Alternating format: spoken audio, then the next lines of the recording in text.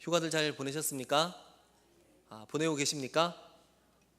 예, 그렇군요. 예. 저는 지난 주간에 휴가였는데요. 여러분 잘 아시는 방콕에 다녀왔습니다. 이 방콕 갔다가 저 방콕 갔다가 거실콕 하다가 다양하게 돌아가면서 잠도 자고 잘 지냈는데요. 이 집에서 지내는 그 재미도 쏠쏠하더라고요. 창밖으로 9시에 모두 출근할 때 혼자서 창밖 안에서 쳐다보는 그 재미도 아주 재밌었습니다. 여러분 한번 해보시기 바랍니다. 어쨌든 휴가가 참 중요합니다. 잘 쉬어야 우리가 또 열심히 일할 수 있습니다. 여러분 쉴 때는 확실히 쉬시고요. 또 일할 때는 또 열심히 일하시고, 기도할 때 또 열심히 기도하시고, 하나님 앞에 찬양하고 예배할 때 신령과 진정으로 찬양하는 우리 모두가 되기를 소원합니다. 우리 이 8월달 주제가 상담이죠. 사실 이 상담이라는 주제가 참 잘 알면서도 이 설교하기에 저 개인으로서는 설교하기 참 힘든 주제다라고 생각을 해봅니다. 여러 가지 이야기들을 할 수는 있지만 또 이 상담이라는 영역이 가지고 있는 또 여러 가지 특징들, 특성들 이런 것들을 연결하다 보니까 이걸 잡으려니 저게 또 빠지게 되고, 또 저걸 잡으려니 이걸 빠지게 되고, 또 그런 경향들이 좀 많이 있는 것 같아요. 그래서 오늘 누가복음 24장의 내용들을 살펴보면서 예수님은 사람들을 어떻게 대하셨는가? 상담이라는 게 사람을 만나는 거 아니겠습니까? 사람들을 만나고 사람들을 때로는 회복시키시고 치유시키셨던 그런 예수님의 그런 어떤 과정들, 방법들에 대한 부분들에 좀 더 집중을 하자. 또 다른 또 우리 좋은 목사님들이 또 다른 부분도 얘기를 할 테니까 저는 이 부분에 다시 한번 확인하고, 저와 여러분들이 우리가 상담이라는 주제를 가지고 이야기하는 이유는 그냥 지식적인 걸로 끝나는 것이 아니라 어쨌든 우리의 삶 가운데 적용시켜야 되잖아요. 우리가 사용을 해야 된다고요. 우리가 누군가와 이야기하는 것도 사실 상담일 수 있습니다. 그런데 상담이다라고 얘기를 하면 굉장히 어떤 전문가적인 그런 기질들, 능력들, 훈련들, 사실 이게 필요하긴 해요. 그래야 전문가로서의 역할이 필요하지만 우리가 평신도로서 또 그리스도인으로서 살아가면서 이것은 지극히 다른 사람들을 돕는 행위입니다. 어떻게 쉽게 조금 더 우리가 할 수 있는 영역에서 할 수 있는 방법들 무엇인가, 그 부분들을 다시 한번 좀 점검하고 확인해보고 또 그렇게 찾아가는 그런 시간들이 됐으면 좋겠습니다. 오늘 우리가 함께 읽고 있는 본문은요, 누가복음의 제일 마지막 장에 나오는 장면이죠. 여러분 잘 아시는 것처럼 엠마오로 내려가는 두 제자의 이야기입니다. 그리고 그 마지막 부분에 해당되어지는 이야기들인데요. 실제로 이 이야기를 잘 알기 위해서는 13절부터 24장 13절부터 전체를 쭉 읽어 내려와야 이 전체적인 맥락의 그 구성들을 우리가 알 수가 있습니다. 13절부터는 두 제자가 나오죠. 두 명의 제자가 예수님이 이제 십자가에 못 박히신 이후에, 그리고 부활하셨지만 그 부활의 사건을 경험하지 못했던 그 두 제자가 이제 엠마오로 내려가고 있다라는 그 기록으로부터 시작이 되어집니다. 이 두 제자가 예루살렘에서 25리 약 10km 정도 되어지는 거리에 있는 엠마오로 내려갈 때의 일이 기록이 되어져 있죠. 일단 등장하는 두 제자를 한번 먼저 좀 생각을 해보면요, 이 두 명의 제자의 심리적이고 정신적인 상태는 어땠을까요? 어땠을 것 같으세요, 여러분? 한마디로 정신 없었을 거예요. 정신도 없겠거니와 또 굉장히 좋은 그런 어떤 긍정적인 상태의 모습은 아니었을 것입니다. 왜냐하면 불과 3일 전에 그들이 그렇게 따르고 믿고 신뢰하고 쫓던 바로 선생님이 예수 그리스도가 십자가에 못 박혀 죽었기 때문입니다. 그렇게 믿고 따르던 스승을 잃어버린 그 제자들에게는 엄청난 절망감, 패배감, 그로 인한 두려움들이 그들을 지배하였을 것입니다. 또 그들에게는 많은 죄책감이 있었을 거다라고 생각을 해볼 수 있습니다. 왜냐하면 예수님이 감람산에서 기도하시고 잡히실 때 모든 제자들이 어떻게 했어요? 구하기 위해서 맞서 싸웠나요? 예, 거의 다 도망가 버렸죠. 그나마 수제자라고 했던 베드로는 예수님을 그래도 멀찍이서 쫓아갔는데, 그런데 쫓아갔다가 차라리 안 쫓아간 게 더 나을 뻔한 결과를 낳았죠. 그 자리에서 3번이나 예수님을 부인하는 그런 실수를 경험하게 됐습니다. 어쨌든 그 대부분의 제자들, 모든 제자들의 마음 가운데에는 그런 알지 못하는 죄책감과 또 그 예수님을 향한 그 예수님을 내가 배신했다라는 아주 그런 마음들이 그들의 마음을, 그들의 육체를, 그들의 삶을 짓누르고 있었을 것입니다. 외모적으로 17절에 이런 표현들이 나오고 있는데요. 두 사람이 슬픈 빛을 띠고 머물러 서더라 라고 표현이 되어져 있습니다. 그들의 얼굴에는 말 그대로 얼굴로 그 마음들이 그대로 표현이 되어지고 있는 것이죠. 그들의 모습은 슬픈 빛을 띠고 있다라는 겁니다. 아마 어두컴컴한 얼굴이었겠죠. 잠을 못 자서 다크서클이 많이 내려오는 그런 모습일 수도 있습니다. 눈꼬리와 또 입꼬리가 다 축 처지고 고개를 제대로 못 드는 그런 모습일 수도 있었을 것입니다. 결과적으로 그들 모두는요, 실패자들이었습니다. 패배자들이었습니다.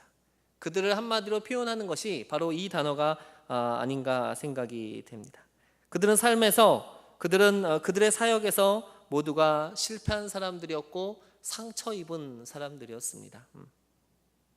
누군가의 도움이 필요한 사람들이었고 누군가가 그들을 회복해 줄 필요가 있는 바로 그런 존재들이었다고 말할 수 있습니다.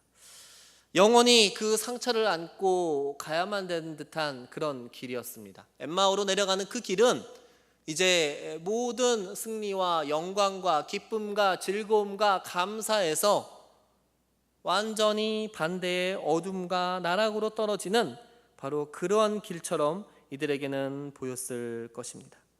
그들 모두에게 입은 있었지만 그들은 아마 아무 이야기도 할 수 없었을 것입니다. 서로가 서로를 탓할 수도 없는 것이 모두가 똑같은 존재였기 때문에 그들이 그렇게 하염없이 엠마오로 내려가고 있었을 것입니다. 이 땅을 살아가는 우리 인생들 가운데도 이렇게 실패자로 패배자로 살아가는 자들이 있을 겁니다. 그게 나일 수도 있고 또 여러분일 수도 있고 여러분 이웃에 있는 그 누구일 수도 있다라는 사실입니다. 그들에게 이제 이런 만남이 필요한 것이죠.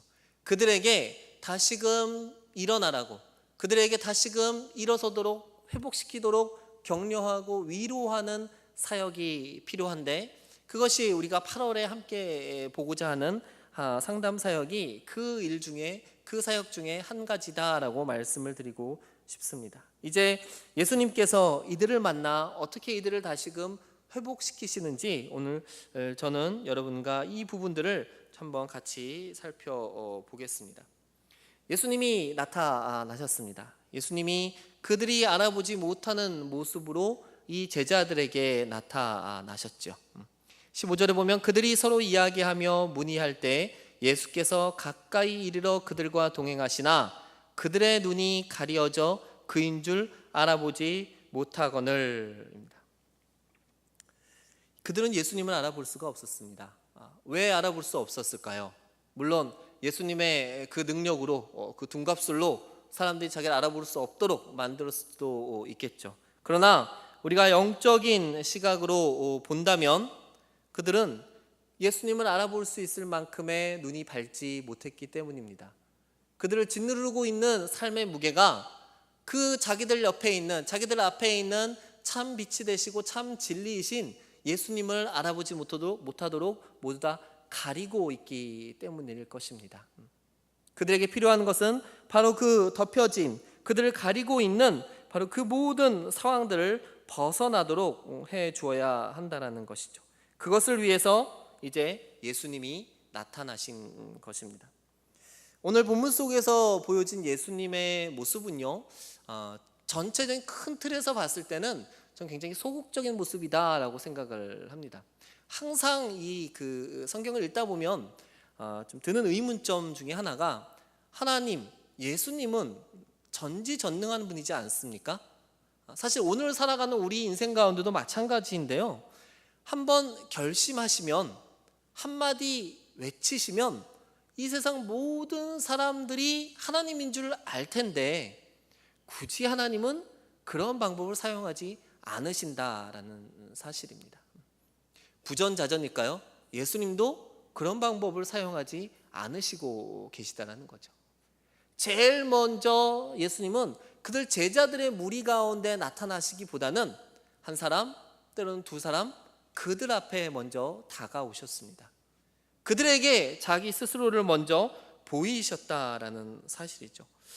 모두에게 나타나면 어떤 일들이 일어날까요? 모든 제자들이 있는 곳에 먼저 딱 나타나시면 어떤 일들이 일어나기에 예수님은 굳이 개인과 개인의 만남에 먼저 더 관심을 가지시고 또 그렇게 자신의 부활을 알리고 계시는 걸까? 이거는 나중에 하나님 앞에 가서 한번 물어봐야 될 문제일 것 같습니다. 혹시 제가 못 물어보면 여러분 같이 물어봐 주시기 바랍니다. 너무 좀 무거워지는 것 같아가지고 제가 이렇게 말씀을 드려봤습니다.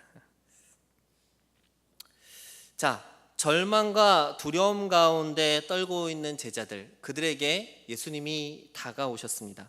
예수님은 좀 소극적으로 다가오신 것 같은데, 그런데 의외로 그 제자들에게는 굉장히 적극적인 모습을 보이고 계십니다. 어떤 모습에서 적극적이냐? 17절 전반부에 아까 잠깐 읽을 수도 있었는데요. 예수께서 먼저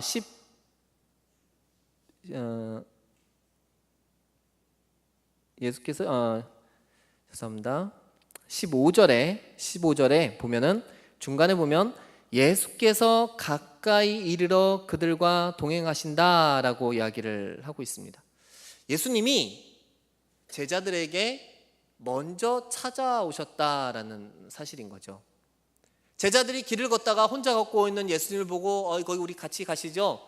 같이 길 가실 때 같이 걸어가시죠? 이렇게 얘기하는 것이 아니라 항상 예수님이 먼저 우리를 찾아오신다라는 사실입니다.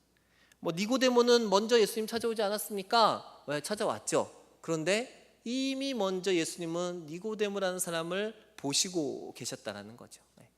항상 예수님은 저와 여러분들에게 먼저 찾아오시는 분이시라는 겁니다.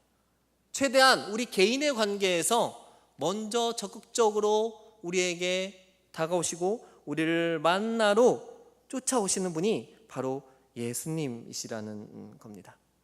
예수님이 그렇게 먼저 찾아오셨지만 아까 말씀드린 것처럼 제자들은 예수님을 알아보지 못했습니다. 예수님은 그 알아보지 못하는 제자들과 함께 걷기 시작하셨죠. 그러면서 그 제자들에게 또 한 가지의 예수님의 모습은 굉장히 낮고 겸손하게 자신의 위치를, 그런 자세를 취하셨다라고 생각할 수가 있습니다. 18절에 보면 이렇게 표현이 되어져 있어요. 그 한 사람인 글로바라 하는 자가 대답하여 이르되 당신이 예루살렘에 체류하면서도 요즘 거기서 된 일을 혼자만 알지 못하느냐? 이 대답이 어디서 나왔습니까? 17절에 보면 예수께서 이르시되 너희가 나누던 이야기가 무엇이냐? 물어보셨죠. 예수님이 몰라서 물어보신 게 아니죠. 그 사건의 당사자이신데, 그런데 모른 척하고 그들에게 물어보셨다라는 겁니다. 당신이 다 아는 얘기고 당신이 그 이야기의 주인공이고 당신의 그 속속들이 모든 이야기를 아심에도 불구하고 그 제자들에게 너희는 대체 무슨 이야기를 하고 있냐? 라고 질문을 하고 계시다라는 사실입니다. 왜 이런 질문을 하셨을까요? 왜 굳이 자신을 숨기시면서 이런 질문을 하셨을까요? 그것은 아마 예수님이 취하신 세 번째 행동을 위한 그런 전초적인 그런 질문이었습니다. 약간 순서를 뛰어넘었는데요. 예수님의 행동을 먼저 우리가 세 번째 모습들을 보면은요, 예수님은요 무엇이냐라고 하는 것은 그들이 이야기하는 것을 듣기 위한 질문이었다라는 거죠. 그들로 하여금, 이제 다음 얘기하겠지만, 그들로 하여금 말하게 하고 그것을 들으려고 하셨다라는 겁니다. 제가 지금 세 가지 예수님의 모습을 말씀드렸어요. 적극적으로 먼저 다가가셨고요, 낮은 자세로 다가가셨고요, 그리고 이제 주 내용이 될 듣는 것에 예수님이 더 많은 힘을 쏟으셨다라는 것입니다. 예수님은요, 제자의 입을 통해서 예수님의 그 죽음의 사건들을 이야기하게 만드셨습니다. 24장의 절반 가까이가 이 제자들로 하여금 예수님의 그 사건들, 예수님의 잡히심과 예수님의 죽으심과 예수님의 그 고통의 시간들, 그 이야기들을 계속해서 이야기하도록 만드셨다라는 겁니다. 그리고 그것에 대해서 예수님은 철저하게 들으셨어요. 열심히 들으셨어요. 귀를 세우고 그들에게 관심을 가지시면서 그들의 이야기들을 계속해서 들어주셨다라는 사실입니다. 자, 근데 여기서 우리가 또 중요하게 알고 짚고 넘어가야 되는 것은요, 예수님이 들으셨다라는 사실입니다. 왜 자꾸 들으려고 하셨을까요? 왜 자꾸 예수님은 그 제자들의 이야기에 귀를 기울이려고 하셨을까요? 그것은요, 제가 생각하는 첫 번째 이유는요, 그들이 숨기려고 했던 이야기들을 자꾸 꺼내게 하시려고 한 것이었다라고 믿습니다. 왜냐하면요, 예수님의 그 십자가 죽음의 사건, 이 사건은 이 제자들에게 어떠한 기억들입니까? 어떠한 기억들이에요? 지워버리고 싶은 기억이에요. 다시는 생각하고 싶지 않은 기억이에요. 다시는 입에 올리고 싶지 않은 그런 사건들이라는 것이죠. 이미 예수님의 십자가 죽음은 제자들의 마음 한 구석 가운데 엄청난 상처로 남겨져 있다는 것입니다. 예수님이 죽어서 상처가 되었고요, 그 상처를 더 깊게 만든 것, 서두에 말씀드렸던 것처럼 그들의 배신감, 그들의 좌절, 그렇게 예수님을 그 제사장과 그 바리새인의 손에 남겨놓고 떠나온 그들의 그런 죄책감 때문이라는 것입니다. 아마 여러분 개인적으로도 이야기하고 싶지 않은 말이, 그런 이야기들, 그런 기억들이 하나씩은 있으실 거예요.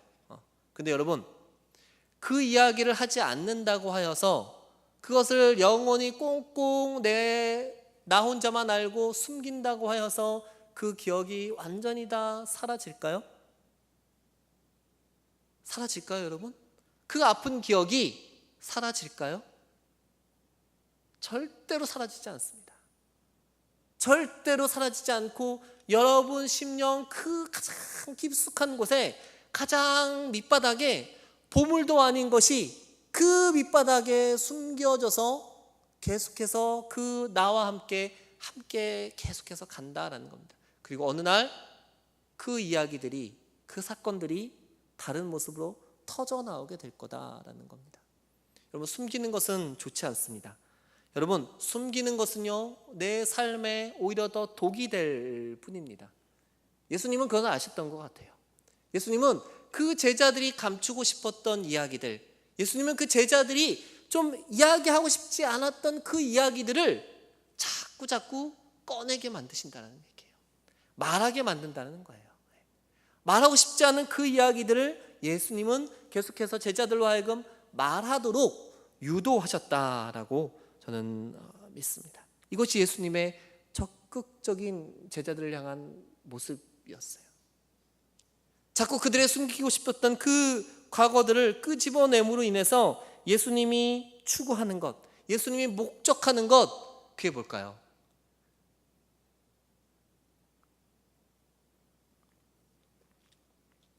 사람들이 자기의 이야기, 자기의 과거의 이야기, 자기가 이야기하고 싶지 않던 그 이야기들을 말함으로 말미암아 그 사람의 회복이 일어날 수 있다라고 믿습니다. 숨기는 것이 아니라 오히려 드러내는 것이 그 사람의 아픔과 고통을 치유하는 가장 중요한 방법이다라고 믿습니다. 우리가 어떤 사람들에게 도움을 줄 때 그들의 것을 우리가 끄집어내는 것이 아니라 그들 스스로가 자기의 것을 이야기하도록 돕는 것이 중요합니다. 그들로 하여금 말하게 하는 것이 중요하다라는 것입니다. 이게 오늘 제가 얘기하고 싶은 이야기의 첫 번째 내용입니다. 말하게 하십시오. 스스로 말하게 하십시오. 스스로 드러내도록 여러분 도와주셔야 된다는 겁니다. 상대가 말을 하게 되면 우리는 어떤 유익을 얻게 될까요? 유익이란 표현이 좀 그렇긴 한데요. 우리는 어떤 결과를 받을 수 있을까? 그래서 생각을 해봤는데요. 첫 번째로는요, 그 사람의 말함을 들음으로 인해서 우리가 그 사람을 알 수가 있다는 얘기죠. 그가 어떠한 생각을 가지고 있고, 어떠한 마음을 가지고 있고, 어떠한 것을 관심을 가지고 있는지 그 사람에 대해서 알 수 있다라는 거죠. 항상 아파트 평수 늘리시고 싶으신 분들 계시죠? 그런 분들은 항상 머릿속에 어느 아파트는 얼마고, 평당 얼마고, 어디는 구조가 어떻게 나왔고, 어디는 뭐 방이 몇 개가 나왔고, 화장실이 몇 개 나왔고, 이런 정보가 그냥 딱 깨고 계시는 거죠. 말만 하면 다른 이야기로 시작하는데 항상 그런 분들은 끝나는 건 아파트로 끝납니다. 또 자녀 교육에 관심을 가지신 분들은 전혀 다른 이야기 하다가 결국은 다 자녀 교육으로 끝나게 됩니다. 믿음이 있으신 분들은 전혀 다른 이야기지만 결국 종착지는 다 믿음의 이야기로 끝난다는 거죠. 우리가 상대의 이야기를 자세히 듣고 있다 보면은요, 이 사람이 여기에 관심이 있구나라는 것들을 알 수가 있습니다. 말하게 함으로 우리가 상대를 이해할 수 있도록 해주는 힘이 되고요. 그리고 우리가 열심히 듣는 모습, 소위 말하는 경청이라는 우리의 자세가 상대로 하여금 계속해서 말할 수 있는 엔진을 제공한다라고 말합니다. 여러분이 상대의 눈을 뚫어지게 쳐다보면서 관심 있게 집중해서 한번 쳐다보세요. 너무 신나서 이런 얘기 저런 얘기 없던 얘기 숨은 얘기 집에 뭐 감춰놓은 얘기까지 다 할 수가 있을 것입니다. 상대를 말하게 하는 방법은요, 관심을 갖고 끝까지 들어주시는 거예요. 때로는 듣는 게 힘든 분들이 계시죠. 그거는 연습이 필요합니다. 연습이 필요합니다. 우리가 상담이라는 주제를 얘기하고 있으니까 이 상담 사역을 감당하기 위해서는요, 여러분들이 끝까지 들어주셔야 돼요. 그런데 조건은요, 중간에 자기 얘기하지 마시고 중간에 말 자르지 마시고 끝까지 들어주세요. 자, 그렇게 듣다 보면은요, 우리가 그 상대에 대한, 또 그들이 살고 있는 상황에 대한, 그들의 삶에 대한, 가정에 대한 이해가 가능합니다. 그리고 가장 많이 이야기하는 이야기 중에 하나인데요, 오늘 오전에도 우리 주단일 목사님이 얘기했는데, 공감이라는 것을 할 수가 있습니다. 내가 그들에게 공감의 요소들을 줄 수가 있다라는 것이죠. 일단 나는 그들을 돕기 위한 존재라고는 전제하에 내가 그들의 말을 들음으로 인하여서 그들의 이해와 그들의 삶과 그들의 문제와 그들의 어려움 가운데 내가 같이 공감해 줄 수 있다라는 사실이죠. 본문에서 예수님이 제자의 이야기를 쭉 듣습니다. 그냥 따지면 좀 지겨운 얘기죠. 야, 내가 너보다도 더 잘 알아. 속으로 그러셨을지도 몰라요. 야, 너 이때 갔을 때 나는 여기서 이러고 있었어. 너 내가 채찍 몇 대 맞았는지 알아? 이렇게까지 얘기할 수 있다는 거예요. 누구보다 잘 아는 예수님이셨지만 그러나 그 제자들의 이야기에 관심을 가지고 귀 기울여 주시면서 예수님은 그들을 잘못되어졌다라고 말씀하지 않으셨어요. 어떤 일을 하셨습니까? 어떤 일을 하셨는가 하면요, 예수님은 그들에게 27절을 살펴보면요, 모세와 모든 선지자의 글로 시작하여 모든 성경에 쓴 바 자기에 관한 것을 자세히 설명하시니라. 그들은요, 팩트를 가지고 있어요. 사실을 가지고 있어요. 경험을 가지고 있는 거예요. 예수님이 십자가에 달려 돌아가셨다라는, 그리고 그때 내가 그것을 보았다라는, 예수님은 분명히 죽으셨다라는, 예수님은 고통을 받고 죽으셨다라는 그 사실만을 그들은 가지고 있는데, 예수님은 그들이 가지고 있는 그 사실에다가 의미를 던져주시는 거예요. 그래, 너희가 알고 있는 게 맞아. 그렇게 돌아가셨어. 그렇게 죽으셨어. 그런데 그 죽음의 의미가 뭔지 아니? 그 죽음은 이미 구약에서부터 예언되어졌던 죽음이야. 그 죽음은 하나님이 모든 인간을 위해서 준비하셨던 죽음이야.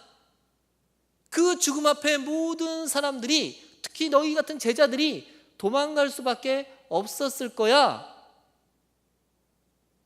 의미를 넣어주셨다는 얘기예요.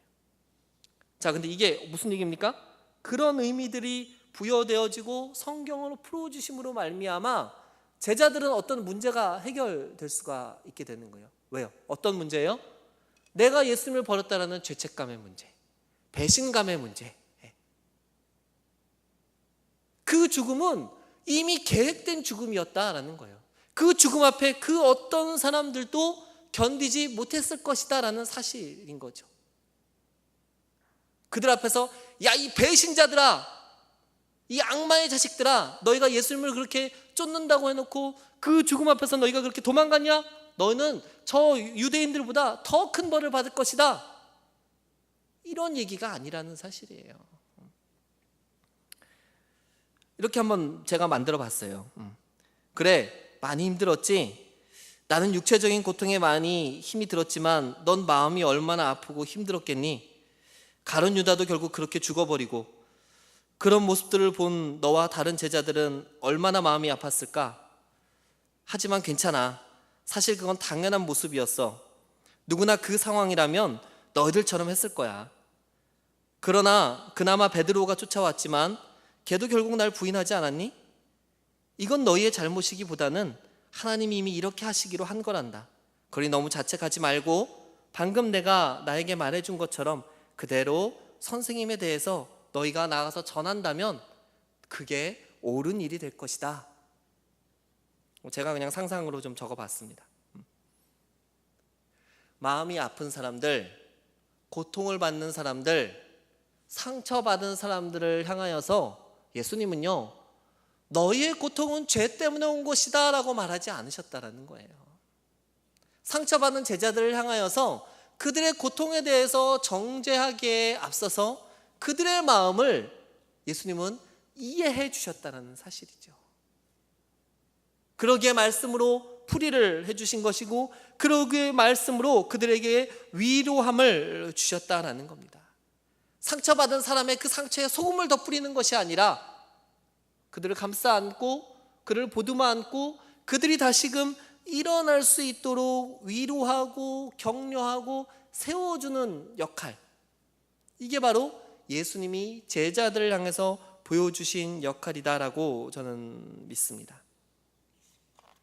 사람들이요, 여러분이 만나는 그들이 그들 스스로의 상처에 대해서 이야기하도록 여러분들이 도와주셔야 돼요.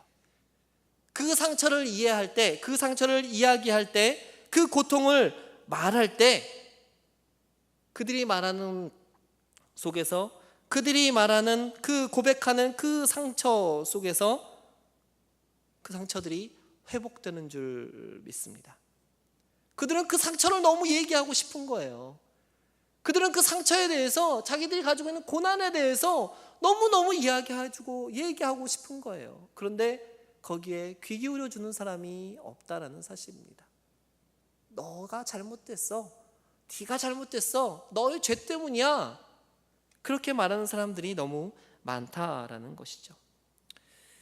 지금 우리 시대에 가장 큰 고통을 당하는 사람들이 있다라면은 그 가슴에 이 세월호라는 큰 상처를 당한 가족들이 아닌가 생각을 해 봅니다. 아마 제가 잘 모르지만 감히 오늘 주제랑 연결시켜서 얘기를 한다면 그들도 그 얘기를 하고 싶은 걸 거예요. 그들도 그들의 자녀들의 그 죽음에 대해서 더 말을 하고 싶은 걸 거예요. 그 죽음이 헛되지 않도록 더 많은 이야기들을 해주고 싶은데, 그런데 주변에서 그들에게 말하지 말라고 합니다. 그런데 주변에서 그들에게 너희 말하면 가만히 두지 않겠다라고 이야기를 합니다. 아니, 이 사람들이 다른 말을 한다라고 그렇게 이야기를 한다라는 겁니다. 우리의 상처가, 우리의 삶의 문제가 회복되게 하기 위해서는요, 상처 입은 자들이 이야기하게 돼야 된다라고 저는 믿습니다. 상처를 가진 사람들이 자기의 상처를 드러내어놔야 된다라고 생각을 합니다. 나는 건강해, 나는 행복해. 건강하지 않으면서 건강하다고 얘기하고 행복하지 않으면서 행복하다고 얘기하는 것은 결국 그들에게 더 빠른 죽음의 순간이 다가오는 것뿐입니다. 아픈 사람들 아프다고 말하게 해야 됩니다.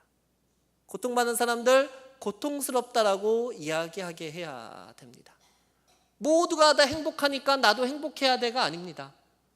남들이 행복할지라도 지금 나의 고통을 이야기하고 그 고통을 이야기함으로 우리가 함께 위로하고 함께 그들의 이야기에 귀를 기울이면서 그들을 함께 보듬어 안아야 되는 그러한 과정이, 그러한 공동체가 지금 우리에게 필요한 모습이다라고 저는 믿습니다. 그렇게 그들의 고통을 함께 공유하고 공감할 수 있는 우리들, 그런 공동체가 되어지기를 소망합니다. 그리고 그들이 말하는 것에 대해서 예수님처럼 들어야 될 줄로 믿습니다. 사실 여러분, 말하는 거, 듣는 거, 그 모든 것이 저는 사역이다라고 이야기를 합니다. 사역입니다. 사역. 그냥 생각나는 대로 말하는 게 아니고, 그냥 듣고 싶은 것만 듣는 것이 아니고, 내가 말하는 모든 것과 내가 듣는 그 모든 것들이 사역처럼 행해져야 된다라고 저는 믿습니다. 말하게 하는 것이 어떤 강요로 되어지는 것도 아니고요, 또 내가 듣는 것도 의무감으로 들어서는 안 될 것입니다. 사람을 사랑하고 예수님이 그러하셨던 것처럼, 예수님이 제자들을 사랑하고 이 땅의 사람들을 사랑하셨던 것처럼 그들을 사랑하는 마음으로 그들의 이야기에 귀를 기울여야 돼요. 우리의 모든 것을 집중하여서 귀를 기울여야 됩니다. 여러분, 사람의 눈을 쳐다본 적이 있으십니까? 어린아이 눈 말고요, 어른 대 어른으로서 여러분 눈을 쳐다보신 적이 있으세요? 힘드실걸요 아마? 제 생각엔 그렇게 생각을 합니다. 우리는요, 사람의 눈, 우리 이웃의 눈, 우리 형제의 눈조차도 잘 쳐다보지 못하는 모양이 가졌어요. 훈련되지 않았기 때문에, 준비되지 않았기 때문에, 내 마음을 주지 않는, 내 마음을 주는 그 모습들을 우리가 연습하지 않았기 때문에 우리가 서로의 눈을 쳐다볼 수가 없어요. 내 마음을 열고 눈을 열고 귀를 열어서 우리의 이웃들의 이야기에 관심을 가져야 됩니다. 잘 들어야 됩니다. 잘 들으면요, 회복이 일어납니다. 우리가 잘 듣게 되고 우리가 그들의 말에 경청하게 된다면 그들의 문제가 그들 스스로 고쳐지게 된다는 겁니다. 대부분의 사람들이 자기가 하는 말을 통해서 회복함을 얻습니다. 잘 말하도록 도와주어야 돼요. 잘 말하도록 돕는 거, 잘 듣는 것입니다. 집중해서 듣는 것입니다. 사역하듯이 여러분 들으시고 말하게 하셨으면 좋겠습니다. 그리고 그들과 함께 예수님이 제자들에게 풀어주셨던 그 말씀처럼, 예수님이 제자들에게 얘기해 주셨던 그 말씀을 붙잡고 우리가 함께 기도해야 될 것입니다. 우리에게 있어서의 방법은 기도입니다. 함께 부둥켜 안고 함께 그들과 함께 하나님 앞에 나아가는 모습입니다. 오늘 제가 제목을 마음이 뜨겁지 아니하더냐라고 잡고 이것을 어떻게 마무리해야 될까 많이 헤매다가 왔습니다. 32절에 어떻게 이들이 마음이 뜨거웠는가를 살펴보고 마무리할까 합니다. 그들이 서로 말하되 길에서 우리에게 말씀하시고 우리에게 성경을 풀어주실 때 우리 속에서 마음이 뜨겁지 아니하더냐. 네, 이렇게 고백을 합니다. 우리가 상담을 하든지 회복과 치유의 사역을 하든지 최종 목적은요, 그렇게 우리의 마음이 나와 이웃과 공동체, 함께하는 모든 사람의 마음이 뜨거워지기를 소망합니다. 우리가 일반 상담을 하는 것이 아니라 우리가 그리스도 안에서 함께 사람을 세우고 사람을 회복하고 그 사람에게 위로하고 권면하는 이 사역을 통하여서 결과적으로 우리가 추구하고 달려가야 될 모습은요, 우리가 하나님 안에서 뜨거워지는 것입니다. 성령으로 말미암아 뜨거워지는 것입니다. 성령의 임재를 통하여서 나와 내가 모두가 함께 바로 서는 것일 겁니다. 언제 그 마음이 뜨거워졌습니까? 하나님의 말씀이 임하였을 때입니다. 우리에겐 하나님의 말씀이 필요합니다. 세상 사람들은 말씀이 필요 없겠죠. 그러나 우리들은 말씀이 필요합니다. 은혜가 필요합니다. 성령의 은혜가 필요합니다. 내가 사람들의 말을 들을 때, 그들을 하여금 말하게 할 때 그 말하고 듣는 것들을 주관하시는 분도 역시 성령이 되어야 되는 줄 믿습니다. 성령이 우리의 마음들을 뜨겁게 하실 것입니다. 그 제자들이 만난 것, 그 제자들이 그 마음이 뜨거워졌을 때 그들은 그 진리의 말씀을 경험하였을 것입니다. 그들이 만난 것은 바로 하나님의 사랑이었습니다. 제자들을 사랑하는 바로 그 스승의 사랑 때문에 그들은 그 뜨거움을 경험하였을 것입니다. 그 진리가, 그 사랑이, 예수 그리스도의 용서가 그 제자들의 마음을 뜨겁게 하였을 것입니다. 그들 모두를 죄의 굴레에서 끊어버리게 하였을 것입니다. 예수님처럼, 그리고 제자들처럼 저 여러분의 마음 가운데, 우리 공동체의 마음 가운데, 우리 이웃들의 마음 가운데 뜨거워지는 역사가 날마다 순간순간마다 이어지기를 소망합니다. 뜨거운 사람들로 우리가 살기 원합니다. 성령 충만한 삶으로 우리가 살아가기를 원합니다. 그 삶을 가지고 여러분 또 다른 사람을 향하여 달려가십시오. 그리고 그들로 하여금 그들의 상처를 드러내올 수 있도록 그들에게 집중하시기 바랍니다. 그들의 말에 더 많은 귀 기울여 주시기를 바랍니다. 그들이 이야기할 수 있도록 그들을 격려하고 위로하고 그들을 꼭 안아줄 수 있는 저와 여러분 되어지기를 원합니다. 하나님이 우리 공동체를 통하여서, 하나님의 모든 믿는 자녀들을 통하여서 이 땅의 모든 상처받은 사람들, 이 땅의 모든 고난받는 사람들, 이 땅의 모든 패배자들을 다시금 하나님의 자녀들로, 승리자들로 만들어주시는 줄 믿습니다. 이 시간 함께 기도하겠습니다. 우리가 이 시간 말씀 기억하시면서 예수님이 제자들을 향해 다가가셨던 그 모습들을 기억하고요. 그리고 먼저 우리가 우리의 상처에 대해서 이야기할 수 있어야 될 것 같습니다. 내가 남의 상처를, 남이 가진 상처를 말하게 하기보다도 먼저 내가 가지고 있는 상처, 내가 그 누구에게도 말하지 않고 내가 남들이 알까봐 부끄러워하는 그 상처가 여러분 가운데 있다면, 여러분 가운데 그 고통이 있다면, 여러분 가운데 그 고난이 있다면 오늘 이 시간 하나님 앞에 내놓으시기를 바랍니다. 여러분 그거 움켜쥐고 있지 마시기 바랍니다. 하나님 앞에 내려놓으실 때, 하나님 앞에 내놓으실 때 하나님이 말끔하게 치유해 주실 것입니다.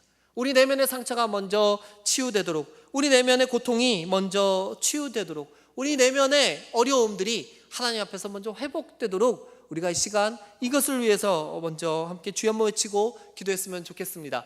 주여!